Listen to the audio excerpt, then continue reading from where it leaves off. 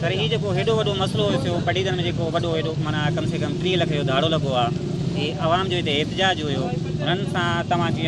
कि उन्होंने ब्रीफ कयो कि उन्होंने एहतजाज खत्म करायो SSP तव्हांखे कहिड़ो यकीन भराए ॾियारी आहे आवाम जी केतिरनि ॾींहंनि ताईं जेको आहे सो चोरी वापसी थी सघे थी।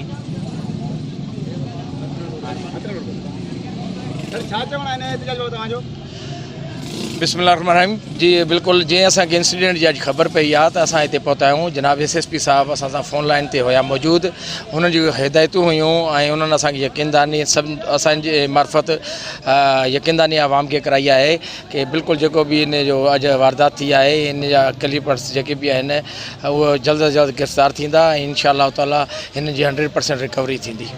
अच्छा सर घणनि ॾींहंनि जो टाइम टेबल रखियल आहे एहतजाज जो तव्हां ख़त्म करायो आहे? जी एहतजाज जो असां बिल्कुलु उन्हनि खे 4 ॾींहं जो टाइम वरितो आहे, पर उन खां अलावा इंशाअल्लाह ताला जेकी बि अॻुभराई थींदी असां हिननि खे आगाह कंदासीं, जल्द अज जल्द गिरफ़्तार माण्हू बि कंदासीं ऐं जेके सामान रिकवर आहे उहो बि कंदासीं इंशाअल्लाह। कुछ मुहर्रम में पुलिस मसरूफ़ हुई, मुहर्रम ड्यूटियूं हुयूं, तव्हां ॾिसो पिया लॉ एंड ऑर्डर जा मसला हुया त इन करे कोई इंसिडेंट थी आहे इंशाअल्लाह ताला उन में बहितरी ईंदी। असां पंहिंजी पुलिस सिक्योरिटी बि वधाईंदासीं, शहर में पुलिस गश्त बि वधाईंदासीं, इंशाअल्लाह बहितरी ईंदी। आवाम चवण आहे त SHO अली अकबर खोखर जीअं आयो आहे त एॾो वधी चुका आहिनि, उन बाबति छा चवंदा?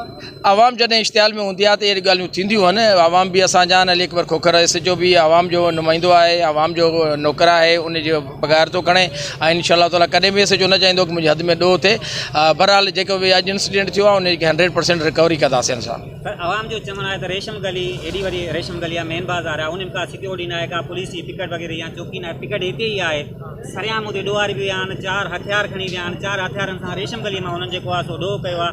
हुननि जो चवण आहे त असांखे सिक्योरिटी जेको आहे सो रेशम गली में बि ॾिनी वञे, इहा छा तव्हां ॾेई सघो था? बिल्कुलु जी असां इंश्योर कंदासीं। SHO साहब अची वञनि, उहो मोकिलते हिकु ॾींहुं ऐं इंशाअल्लाह जीअं आया असां रेशम गली में सिक्योरिटी रखाईंदासीं, बल्कि पुलिस पेट्रोलिंग असां शहर में वधाईंदासीं कि अहिड़ो को वरी इंसिडेंट न थिए।